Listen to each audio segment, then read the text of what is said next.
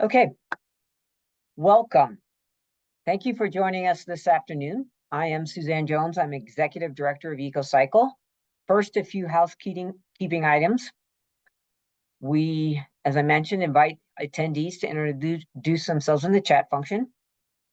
If you want to ask questions of the presenters as the webinar proceeds, however, please use the Q&A function because the chat will not be monitored. And finally, just want everybody to know this presentation will be recorded so it can be posted for others to watch. So with that, onto the subject matter. EcoCycle, Industrious Labs, Mom's Clean Air Force, and America's All In, and a growing number of organizations have formed an ad hoc coalition to work together to reduce landfill methane pollution in Colorado, and specifically to work together on a rulemaking process that has begun by the Colorado Department of Public Health and the Environment to address landfill methane regulations here in Colorado. We're building a statewide awareness and action campaign to encourage the state of Colorado to adopt the strongest possible updated landfill methane controls. And the purpose of today's webinar is to brief all of you on this issue, inspire you and your organization to get engaged with us and join this effort. So in the next hour, you're going to hear from a few speakers about how to engage this issue, some of the details of the rulemaking process, and we'll have time at the end for question and answers. And so without further ado, let me introduce our first speaker, who is both a renowned leader in the climate field and also a personal hero of mine, Gina McCarthy. As the first White House National Climate Advisor and former U.S. EPA Administrator, Gina McCarthy is one of the country's most respected voices on climate change, the environment, and public health. Her leadership has led to some of the most ambitious action on climate in U.S. history, with new job creation and unprecedented clean energy innovation and investments across the country. Gina's commitment to bold action across the federal government, along with the help of historic legislation like the Inflation Reduction Act, has restored U.S. climate leadership on a global stage and put our climate targets back within reach. Gina McCarthy is also now the managing co-chair of the America is All In Coalition. So welcome, Gina. Thank you so much. I really appreciate the opportunity to be here with everybody, and welcome. Look, I am just thrilled to be able to talk to you for a little while about trash. I know it's not exciting, but it's hugely important. And it's a real opportunity for Colorado to slash methane pollution from landfills so we can all breathe cleaner air that protects the health and well-being of our families, our friends, and our colleagues.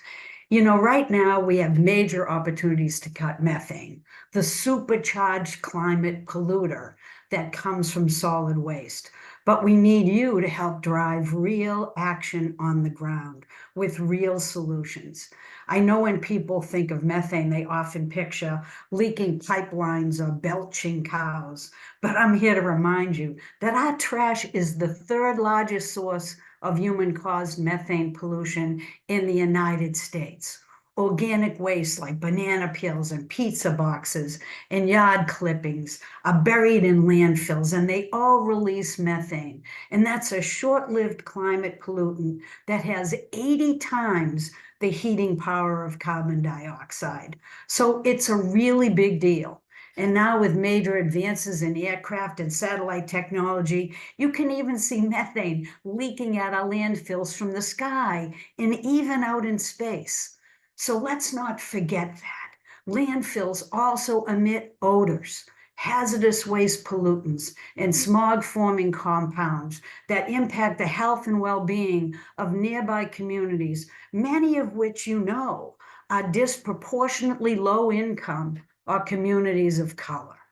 I know that Colorado is already a global leader in addressing methane from the oil and gas sector, and it gives me tremendous hope to know that Colorado is already at work on critical updates to its state landfill standards to address methane. We know that there are many cost-effective solutions at the ready. The key is to work together to get those solutions deployed at scale and fast. Well, now, thanks to the Inflation Reduction Act, we have new funding to expand your advanced landfill monitoring programs to quickly find the biggest leaks so that they can be fixed right now. And by updating landfill standards to incorporate early gas collection, better landfill cover, and the latest monitoring technologies like satellites and drones, Colorado has the chance to stop the release of planet-heating methane, which will improve air quality and protect public health. Look, there's no downside in taking this action. And the good news is that local governments have broad authority when it comes to waste management, which means methane reduction strategies are firmly within your reach. In fact, they are one of the strongest levers that we have to slow warming and provide real local benefits at the same time. Look, when you control methane, you stop emissions of co-pollutants, improving air quality. When you control methane, you create job opportunities in the circular economy that helps put people back to work. Look, when you control methane, you boost soil health through composting, which opens up opportunities for growing nutritious food that all our families really need. And when you control methane, you alleviate hunger through food donation. So now you know that's why I'm excited, both to be working with Colorado, but to join with states like Maryland and Washington and Oregon that have already strengthened their landfill standards, and they are to be applauded, and to raise the bar further, serving as a model for other states and my beloved U.S. Environmental Protection Agency, which really needs to move farther and faster. So thanks for all these states and for Colorado for joining in this work, in this collaboration together, and for being here for this webinar. And I hope folks on this call today provide you with the information that you don't just need, but that inspires you to do more, because all of us know well that we have absolutely no time to waste. So let me turn it back now and continue to listen to all of the engagement that's happening. And I'm excited to be here. I'm excited about this opportunity. So let's move far and let's move fast. Thank you so much, Gina. We appreciate your climate leadership and also your incredible passion. I, for one, am very fired up, and thank you for getting us rolling on this important issue. Okay, next up, the next speaker is me. And as mentioned earlier, I'm Suzanne Jones. I'm Executive Director of EcoCycle. And just a slide about us. EcoCycle is an almost 50-year-old community-based nonprofit organization in Boulder, Colorado. Our mission is to innovate, implement, and advocate for zero-waste solutions, such as recycling, composting, waste reduction. And we do that by operating recycling facilities, doing public education and engagement, and advocating for policy changes at the local, state, and national level. So, as Gina mentioned, when organic materials are buried in landfills, they rot and create methane.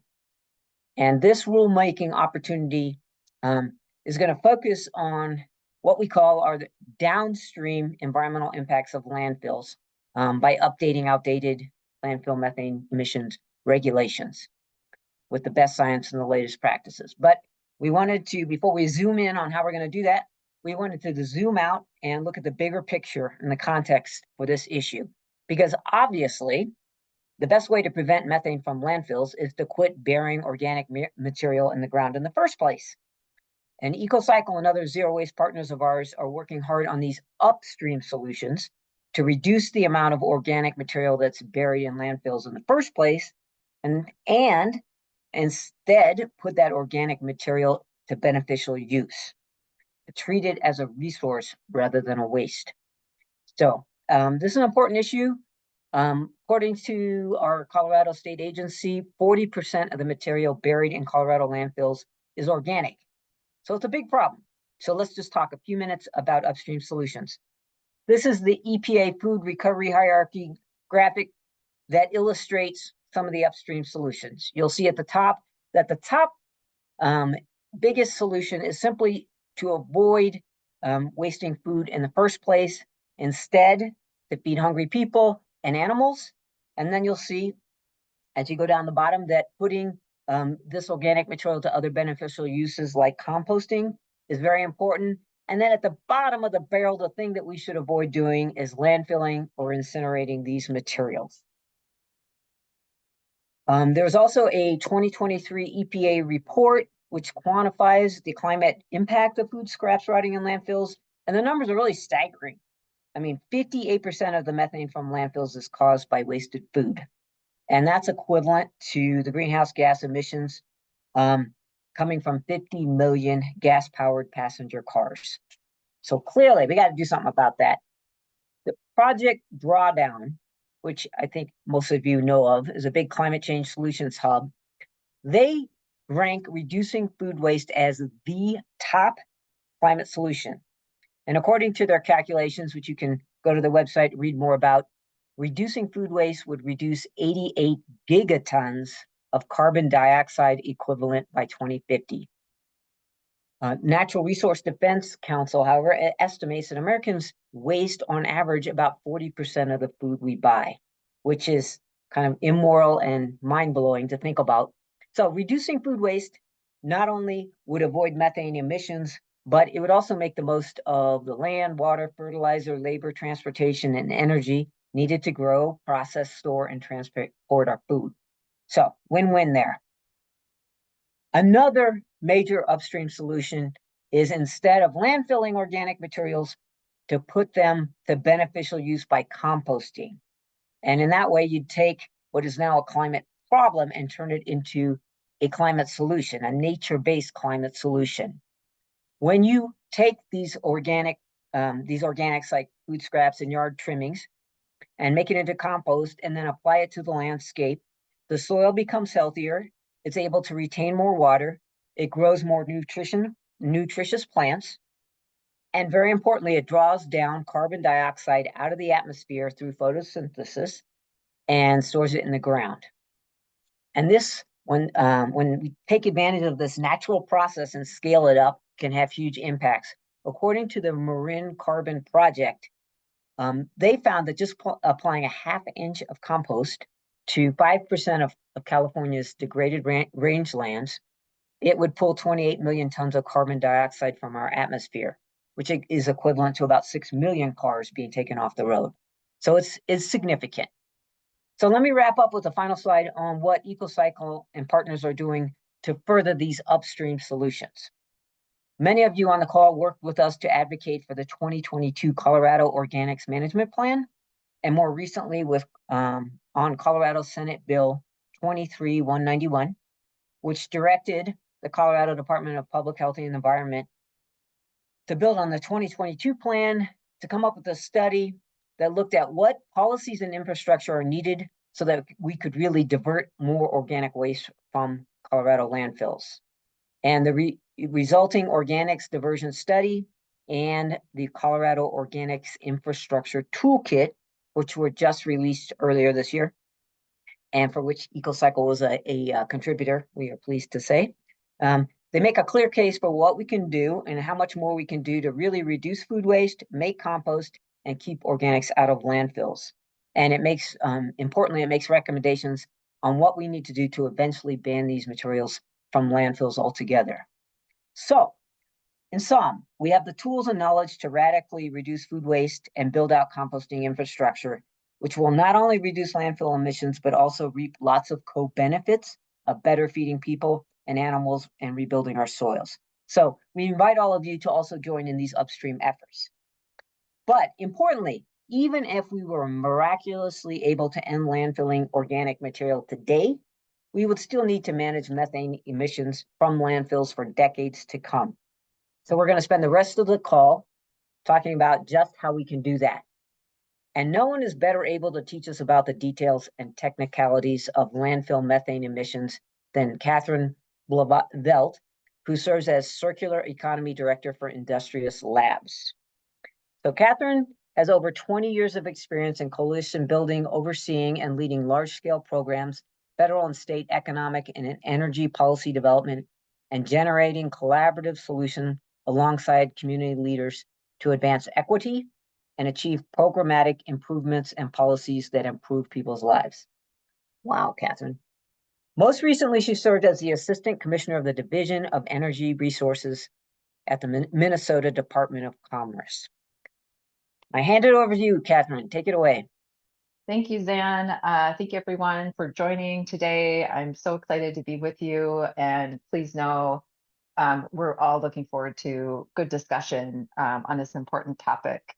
I will be giving just a short presentation on how methane emissions happen at landfills and how Colorado is uniquely positioned to lead the nation and really step up for the state. Just a little bit about Industrious Labs. We exist to deliver unstoppable policies, people power, and analysis to drastically reduce dangerous emissions and hold industry accountable to communities and workers. And we work in a number of states as well as nationally to decarbonize actually a number of issues, and that includes waste. So again, just privileged to work with folks in Colorado and the amazing people on this webinar and virtually in this room. I'm seeing a really amazing group of people. Next slide, please. So it's always good to ground ourselves in what's possible. You're taking valuable time out of your day. I know, each one of us is working on really important issues and has different perspectives. So there's something about this issue that got your attention. I find it just a really exciting issue to work on because there's just so many different kinds of concrete benefits you get when you take action. And that's my fruit falling off the tree nod right there. With a picture of that beautiful kid. So we have solutions at hand, as you've already heard a little bit of. Next slide, please.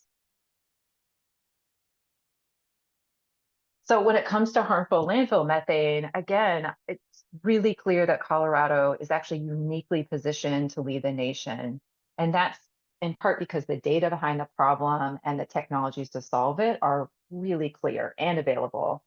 And Colorado itself has a unique ability to work on these complex problems, and it's actually begun to already take smart steps to tackle this one, landfill emissions. So there's obvious Rocky Mountain momentum building in the state. Next slide. So let's get into it. I will roll through just at a high level sort of how emissions are happening at landfills. We already know in an oxygen-free environment, right? That's how methane is created from organic waste decomposing. The EPA has said methane production typically begins within the first year after the waste is placed in that landfill, and it can continue for 10 or 50 more years. It really does vary depending on what's going on in the landfill, where it is. But that sense of, as we're in the Halloween season, the zombie landfill, right? It really is a problem that stays with us for decades. And look, there's not just methane that's leaking out of landfills, and you'll see that quote there from Dr. Robert Buller, the father of environmental justice, who's been working on these issues for 40, 50 years. It really is a major and usually under-discussed issue. And that really shows up in how our regulations from the feds are created today, and gives us ample reason to look at the regs and ultimately upgrade them. So let's get into the causes. Next slide. So back to making the invisible visible. Industrious Labs looked at what estimations of emissions are available today publicly, and we put it on a website, and you see the website URL right there. And this is reported straight from operators themselves to the EPA's greenhouse gas reporting program. So it's not every single landfill, it's just those that are large enough to report, but it's down to the community level. So look, here's the headline. In over 40 states in this country, municipal solid waste landfills have the largest share of methane emissions in the industrial space.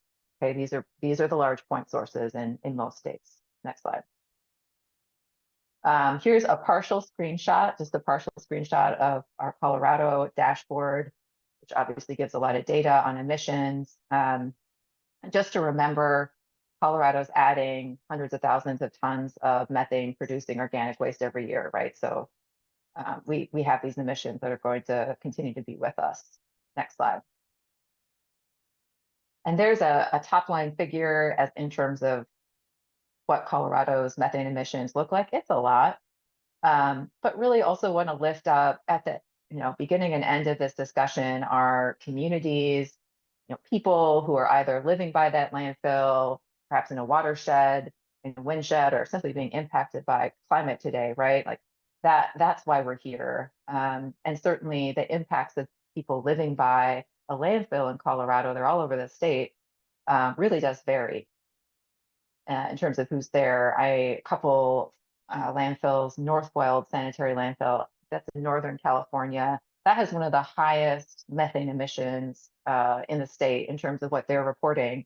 And it also has a much higher percentage of low-income people living within 1 mile of the landfill than there is statewide, right? So a disproportionate impact there. It's the same with Midway Landfill, that's by Colorado Springs, also just acknowledging just that disproportionate impact, people living next to the landfill who are low income. And remember, methane is a super pollutant. It immediately warms up the atmosphere. So reported estimated methane emissions are really big, and they're coming from just a couple dozen landfills in the state. This is not like the oil and gas sector. There's much fewer point sources. The headline, unfortunately, is we're getting more and more data thanks to technology around where there may be problems that we weren't aware of. We'll go to the next slide. And that is really right. Technology is a game changer when it comes to landfill methane detection. And it's really exciting because that means we can kind of move from a needle in a haystack approach to really pinpointing where those large super emitter events are. We have satellites, we have air flights, there's sophisticated detection technology out there that's pinpointing sources across all methane generators, not just landfills. And you see here a few screenshots of large methane plumes detected by a nonprofit called Carbon Mapper. It uses technology developed by NASA. And these are snapshots in time, and they're finding these large methane plumes. And this isn't the only survey underway. A separate NASA study found that landfills in this country are emitting 50% more methane than what we have in our official EPA inventory estimate, right? So it's like, why are these leaks happening? And in the next slide, I'll explain why. So in really oversimplified terms, it comes down to sort of 3 building blocks that you need at a landfill. You need a well-designed, comprehensive gas collection system. That's pipes in the ground, guys. And you need those pipes in the ground in the right places at the right time to capture gas. You also need effective cover, and where you put that cover and when really matters to slow the gas from escaping the landfill. Methane is like the dinosaurs in Jurassic Park. Nature finds a way. So it's very, very hard to control methane on a landfill. And those landfills are very dynamic. It rains, it doesn't rain, the landfill just decomposes, new waste is added. So you need those 2 things, gas pipes in the ground and effective cover. And then you can see each of those exclamation points show sort of a potential failure point. You really need effective, comprehensive detection to find the methane emissions when they happen, because they will. So today, landfills in Colorado have to follow, and are following, I should say, some landfills, federal EPA landfill air emissions rules. Okay, that's those standards to try to find and adequately control methane. And unfortunately, those rules just aren't really setting anyone up for success. So next slide. Let's talk about that.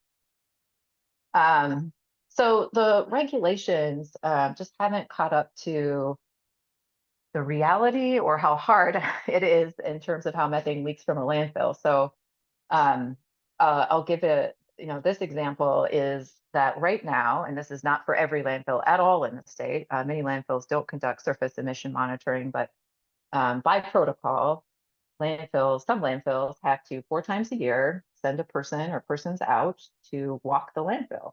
And it's in a grid pattern, 100 feet. So that's about a basketball court in length in that pattern. And they're holding a detection device from the ground at all times. Obviously, there are steep slopes they're going to have to skip. They don't walk the active phase at all. If the landfill is very large, we could be talking about a really, really big area to cover, and that's just 4 times a year. So that's the way current regulations, require finding methane. And it's essentially an honor system or just self-reported right from the landfill. So I have to share, just last week, the EPA issued an enforcement alert. They do not do this every week, certainly not for landfills. And in that enforcement alert, they reported widespread shortcomings, those are their words, in the monitoring efforts at landfills. So they are finding widespread shortcomings such that landfill owners are excluding areas that should not have been excluded from monitoring. They don't have a proper plan in place for maintaining their daily cover. And so all of that leads us to ask, right, like, how can we improve this system, right? Like, how can we set landfill operators more up for success so that we can capture this harmful methane? Next slide. And the good news is there are plenty of tools or practices and upgrades that can be made. You don't have to split an atom to solve this problem. So here you see logos of a number of states that have already taken action and upgraded state regulations to really pinpoint, again, just sort of some key issues that can create large methane emissions. A couple examples: state of Michigan now requires landfills to monitor for water buildup in pipes. Not a thing in the EPA regs right now. Maryland, Oregon, California, Washington, you see them there. They've all implemented comprehensive updates to their state air emissions regulations. And it's a long list. That's everything from lower thresholds to install the gas collection system, just stronger operational standards. So those systems, again, are functioning in a really effective way, more efficient destruction of methane before it's released into the atmosphere, right? So all that is just information for you and for us in Colorado to say, okay, there's some tested out and vetted measures that we could bring forward. And the big news is there's big emissions reductions on the table. State of Washington is estimating about a 38% reduction in landfill emissions. Maryland estimated a 25 to 50% reduction. So that's on the table here in Colorado. Next slide. Okay, so what is that going to look like in Colorado? Sure, there's plenty of landfill methane here and plenty more we don't even know about officially, but there's also lots of smarts in Colorado. So let's talk about that. Next slide. Okay, so as Administrator McCarthy and Van noted, the opportunity for this state to cut methane is really happening right now. So your CDHP has already announced it's going to propose a rule to your Air Quality Control Commission. And that's going to happen in early 2025 to better reduce methane pollutions from your landfills. And you can see it's an action that is identified in your state's greenhouse gas pollution reduction roadmap. So that's awesome. You are pinpointing a real low-hanging fruit again. Next slide. And I have to say, the good news keeps coming in Colorado. You're uniquely positioned because you just got federal funding to deploy better and comprehensive monitoring methods to detect methane. And that's across this funding. You see 30 million is across all sources of methane, including landfills. That is great news. Could potentially defray costs, right? You get that technology out there and you can find those big methane leaks instead of, right, like having to rely on a person looking for an invisible gas, right? The state has to come up with a plan on this funding. So I know that's in early days yet. Next slide. So let's talk about this rulemaking that CDHP is in the early stages of. And this is really where, again, they're holding the pen, and like all these other states, that have the authority to upgrade minimum standards for landfills. And really, as we've seen, there's technology that's there and needed. It's clear a human can't simply walk a large landfill with a handheld device and catch all the methane that's causing the problem. We have aerial and satellite surveillance that can, though. And that insight, along with other proposed upgrades to the rules, can really take Colorado to the top of the nation. And these are just some categories that we can quickly talk through. Next slide. So again, Colorado can draw from a lot of already implemented solutions from other leading states. You see just a couple of bullets there. It's hard to sum up. But I'll lift up here just in terms of cost benefit, right? What does that look like in Maryland, in Washington, in Oregon? Of course, all of those states ran comprehensive processes and found their cost benefit analysis.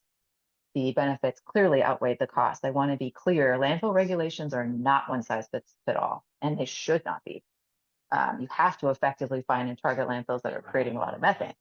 And so a lot of solutions like the ones you see here are really about changing like existing things landfill operators are doing. Like, how can we really optimize those?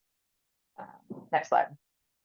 That's raising the bar. There are a few loopholes to close.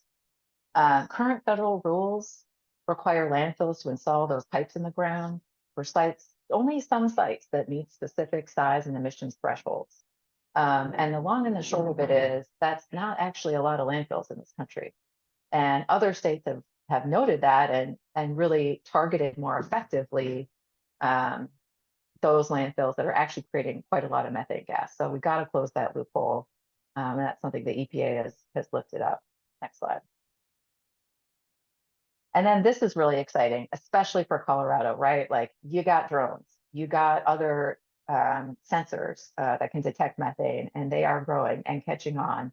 And those are the kind of tools that Colorado CDHP is considering, right, to better comprehensively monitor these large areas and with greater frequency. And that can really provide these landfill operators with the missing information they need to find and mitigate methane leaks. So really exciting there. It, devil's in the details. You got to figure it out, but really worthwhile. Next slide.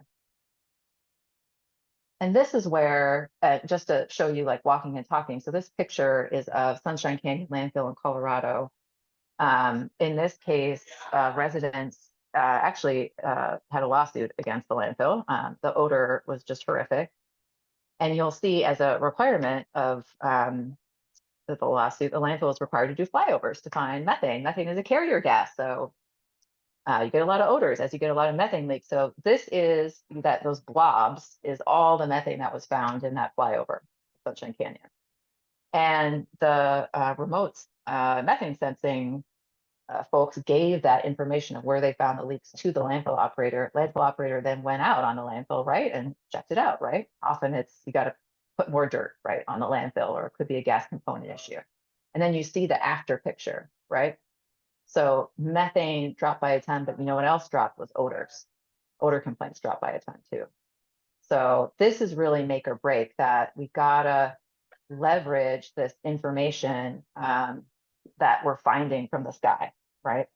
And right now, landfill operators aren't currently required to do anything about that information. Like a fire department that gets reports of smoke billowing out of the windows. You don't want to hope that they're able to do something with it. So there's a great opportunity here for Colorado to make sure that we're using that data and taking action. Next slide. And here's a great example of that. State of Pennsylvania had a voluntary program for methane emitters for all sectors, as you can see, and landfills should be really proud. They had the largest methane emissions reduction out of all the sectors. So when you have that data, there's proof points that really impactful action can be taken, and we can cut that super pollutant. So think what Colorado could do with that $30 million you guys just got. Next slide. Okay, so this is the second to last slide, right? Like, this is what's in front of us. And I'm putting a lot of information in a short presentation, so I'm sure I've missed, and we'll get questions, but this is a once in a long time opportunity for the state to slash methane emissions. And so this is a representation of the timeline that CDHP has put forth. They've got a technical working group meeting right now. And there's going to be some kind of public engagement. It's TBD. So really right now is such an important time to be at the table, to be paying attention, and really it's an opportunity for landfill operators, for the public, for environmentalists, EJ communities, right, to really be problem solving towards like how do we really tackle methane emissions and get them better under control. Because the right now the planet and communities are bearing the cost of a pretty bad status quo. Next slide. So thank you, and I'm really looking forward to the next speaker and the discussion.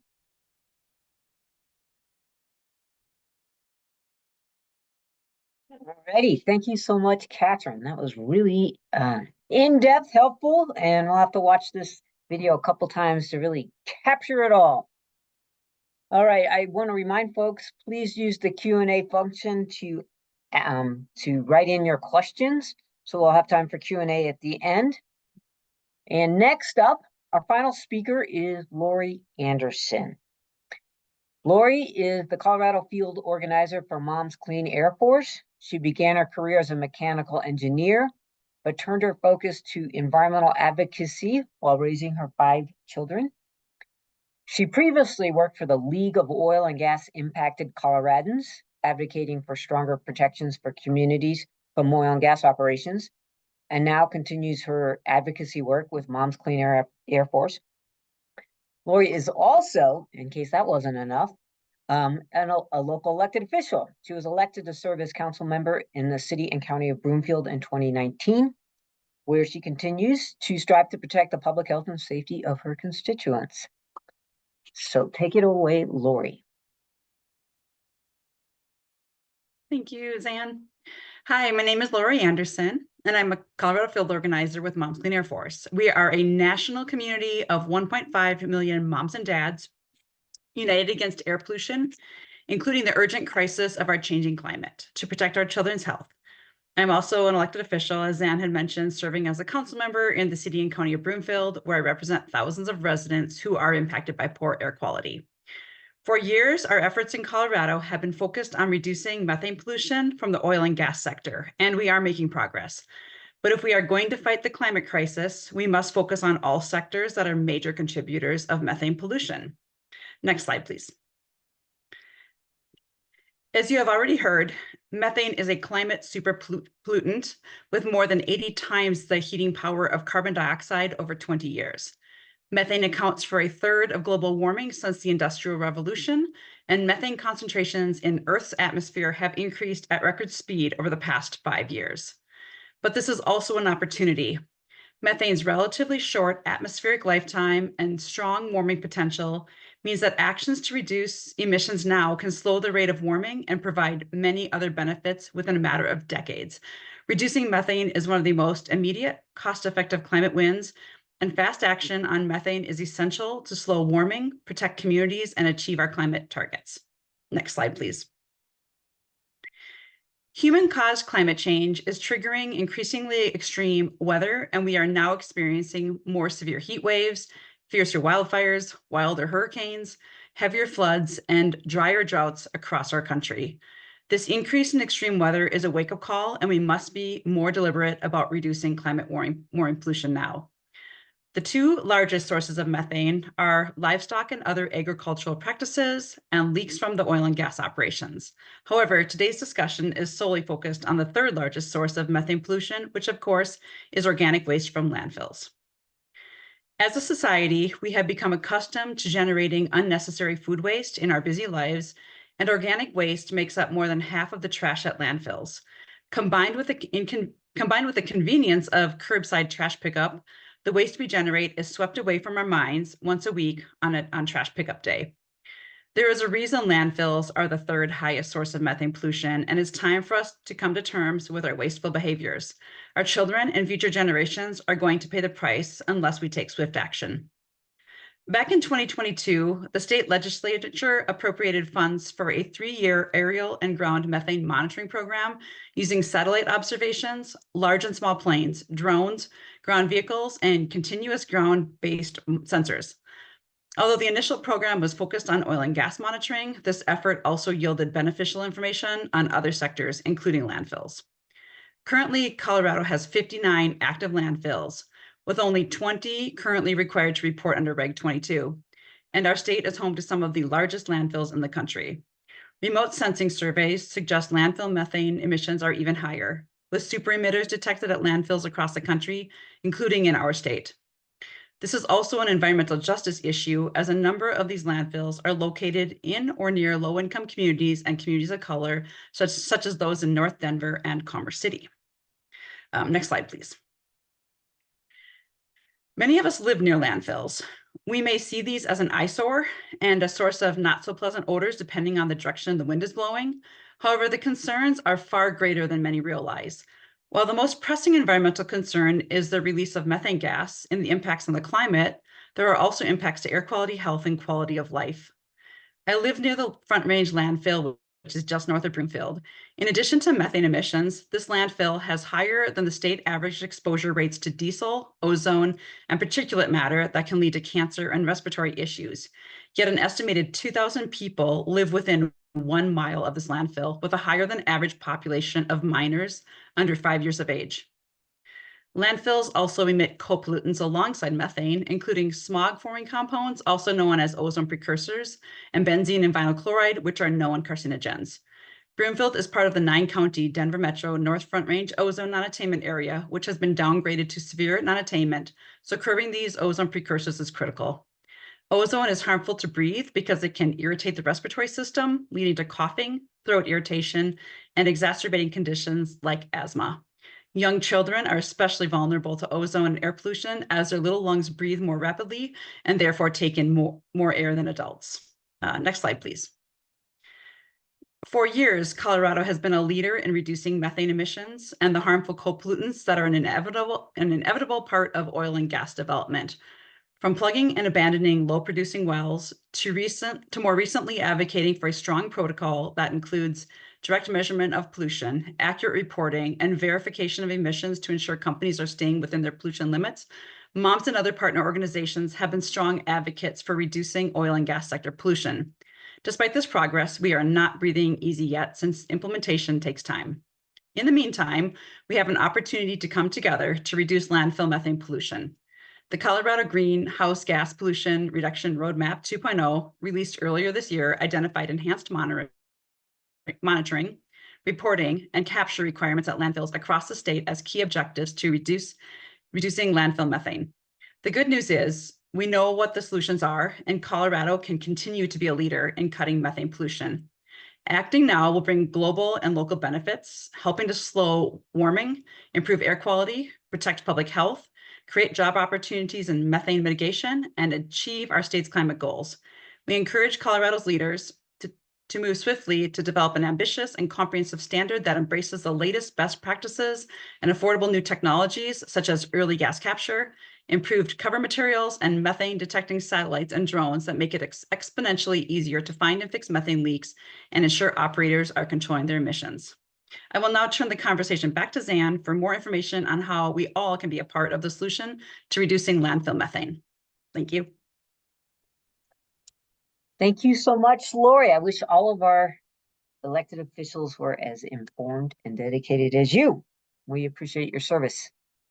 So let's wrap up this presentation portion of the webinar with our call to action for all of you. We hope you've been inspired by this webinar and are compelled to join this effort. Our first request of you is to sign your organization onto our sign-on letter. The link is on this page. We will be meeting with CDPHE soon, and we want to demonstrate the strong support from Colorado's environmental community. Our deadline for signing on is by the end of the day next Thursday, October 10th. We are excited about all the groups that have signed on so far. And since we made this slide, a bunch more have signed on. So that's exciting. We hope you will also share this letter and our webpage with other allies in this space. Our other request for you is to go to the campaign website. Again, it's right there. It's housed on EcoCycle's website, and continue to educate yourself and others about this issue. We already have some good resources on it, but we're going to be adding a bilingual fact sheet as well as frequently asked questions. And we will continue to add ways for you and residents of Colorado to get engaged as the rulemaking proceeds. We also note if you have questions or want to get more deeply involved in the coalition or this effort, you can contact Ryan Call at EcoCycle. His email is there. Or if you have technical questions about all the stuff Catherine just covered, her email is there. She's a huge asset to this effort. And then finally, if you want to stay in the loop you can sign up to be an EcoCycle Eco Leader, and that's also a good way to get plugged into some of the upstream solutions around reducing food waste and composting. So with that, let us look at your questions in the Q&A. Ryan's going to lead that effort. And again, please let us know what's on your mind. Type your Q&As in there. All right. Thanks, Dan, and all the speakers. We have a couple questions in the Q&A function here, so I'll just dive right into them. The first question is, what incentives are available for businesses to divert their organic waste or upgrade their waste storage locations to provide for multi-stream diversion?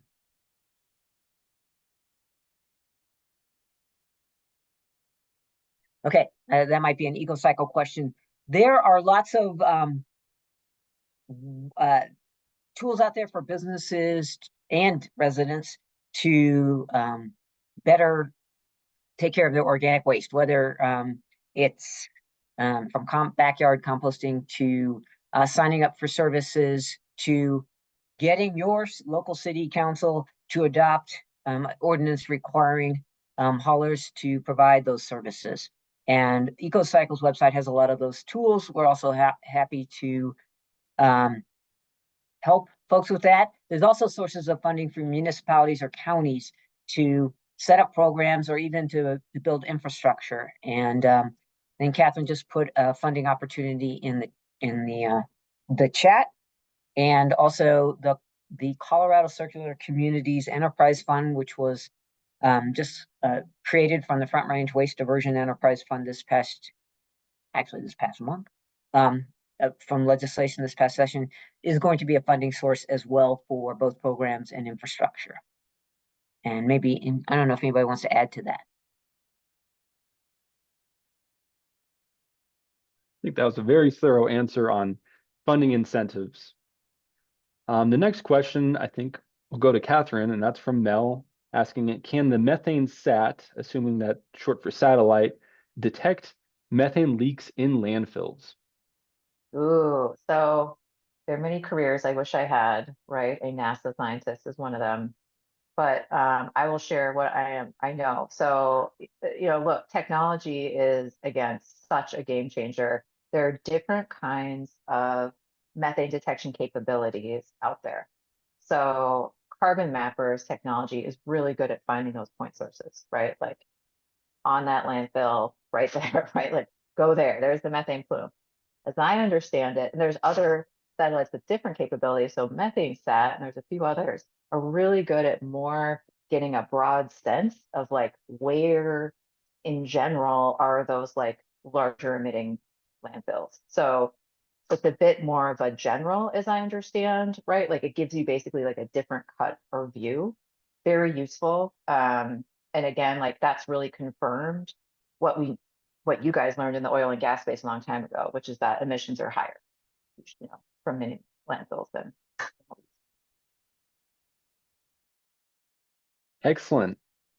Well, moving on, I think this next question is also for you, Catherine. This is from David Frank asking, two of the landfills highlighted, the Denver Regional South and the Front Range, are both in Erie and have methane capture systems. Two-part question. First part is, are the observed emissions more likely due to leaks in the capture systems or uncaptured methane? So part one. Part two is, how can we leverage data and policy to improve the systems and reduce emissions?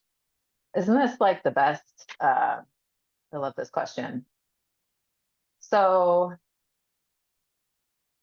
yes and yes. So look, every landfill is different. And there can be some landfills that have really high gas collection efficiency is the term of art, right? Like they're finding methane, right? Like, so I never want to generalize or say I know the exact situation at a landfill. Here's what I will say, okay? Landfills in this country today, when they're expanding their waste cell, right? They're putting on more waste. They don't need to put in gas pipes until that waste is sat for 5 years. Unfortunately, research has shown us that food waste decays faster than 5 years. So, and that is why, and like literally most of the food waste in this country has decayed before gas collection systems are in place. So I'm not saying that's the case at these two landfills. I don't know, but it is now we've like identified, oh, there's a mismatch. So that does feel like in general, a huge opportunity to just like, okay, can we get those pipes in the ground faster? Catch that methane. So that's just like one specific example. That's the sweet spot that we need to get to in this rulemaking, right? Is like, how do we get that data to landfill operators and make sure folks are acting on it?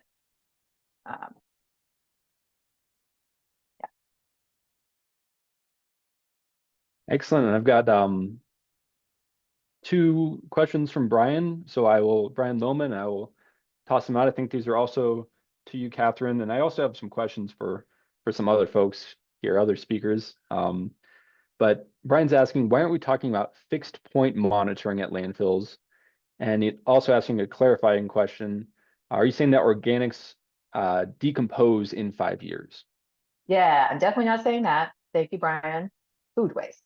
So organics absolutely decay at different rates. And I can drop in the chat if I get a second. EPA just did a big study on literally how food waste decays in landfills, right? So, you know, we're learning as we go. So that's answering that question. Sorry, going backwards. Point source monitoring, is this like, I'm not sure. So there's a lot of great tech out there. You could mean absolutely like methane sensors at a fixed point. Absolutely could be part of the equation, 100%. There's also, oh gosh, the tethered sensors, right? So a drone that's attached to, you know, something that literally trundles around. So, and there's also on the gas collection side, this is so cool. We have smart gas collection systems now, guys, where you can, you know, like get beamed through Bluetooth in real time. How is the barometric pressure dropping so that you can adjust the pressure in your gas collection system and actually capture the methane. So there's some really exciting tech out there that I'm not able to characterize 100%. Lori went on camera. Go for it. Oh no, I just was on turn my camera on because I forgot to earlier. Well, great. I did have a question for you, Lori, as you were talking, and given your background as working on methane in oil and gas, I'm curious what lessons from your previous work in methane, what lessons can be applied to this current campaign? Well, I think we know from some of the work we do with the oil and gas regulations, it's not easy. It takes a lot of stakeholder engagement. Early involvement is important, and really just the most beneficial information is the conversations that lead to the solutions. It's like we can say all we want that there's we have a problem we have to tackle, but when like-minded individuals with a lot of knowledge come together and start to bring forward the solutions, that's when the power happens. So I guess that's we can take, and I think we can also take the advancements that we made in air quality monitoring while we were working on oil and gas regulations, and those will absolutely be helpful for landfill methane. Excellent. Coalition building. That's what we're doing right now. I see David Frank has a raised hand. Bear with me for a second. I'm going to click the allow to speak function. Go ahead, David. Oh, thank you so much. I'm on mobile. It's really hard to type, so I figured this would save a lot of time. So in the oil and gas space, obviously, here in Colorado, routine flaring of methane is simply not allowed, right? Beneficial use is mandated, except in, maintenance situations. With our landfills here in Erie, the vast majority of their collected methane, they have a small power plant on site, but the majority is flared. That methane isn't pipeline grade, and it's likely not economic to become so. But is that a policy consideration where we could mandate beneficial use of methane? And then secondarily, the methane that is flared, they're still using 20th century open air flares out at our landfills. Whereas the oil and gas, of course, they have to use enclosed combustion devices, shown to be very high, 98% efficiency. Is that policy that Colorado can explore? To just those two ideas I want to throw out there. That's great. And I'm so glad you were able to speak, David, because I can sense that there's a lot of expertise in this virtual space. So, hopefully we can hand the mic to others and other opportunities. So spot on. So in a bunch of other states, they've already done exactly what you said with landfills. The states that have upgraded their rules, that's where they go to first. They phase out open flares, require enclosed, and also require 99% methane destruction efficiency. And that's what the tech can do. So yep, 100%. It's very low hanging fruit and very cost effective. It's like $5 per ton of carbon dioxide reduced. And then in terms of beneficial use, right? So if you have that like really high efficiency flare, right, like that's doing the job. I just say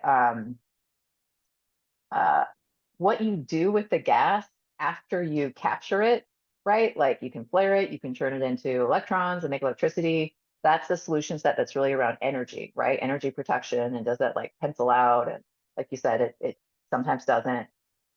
Capturing methane effectively on a landfill is just a different solution set, right? It's really about like, are you putting the pipes in the ground? Are you finding the methane leaks? Are you putting on good cover? So it's just like two different solutions, and recognize that there's reasons you might want to do one or the other, but yeah.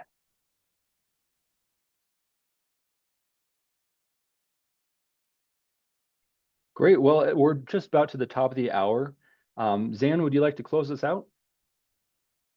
Sure. I am really impressed by the quality of conversation, and I really want to thank everyone for participating and the fellow panelists. This is a very informed and knowledgeable group, and I think we have every chance of success if people really lean in and bring your organization and your membership in your organizations to bear on inspiring the state of Colorado and CDPHE and the Air Quality Commission, Air Quality Control Commission to really adopt the strongest rule possible for Colorado and really set a national model. So let's make that happen. We hope you will join us. Again, here are the ways you can do that and follow up with us. There will be more opportunities for engagement. This is just the beginning, really launching this effort. And go to the website to stay informed. And please sign on this letter by October 10th, your organization. And again, we'll have other ways for individuals to also engage, but we wanted to at least get a kind of a critical mass of organizations to really send a message to the state of Colorado. So thank you, and let's make this happen.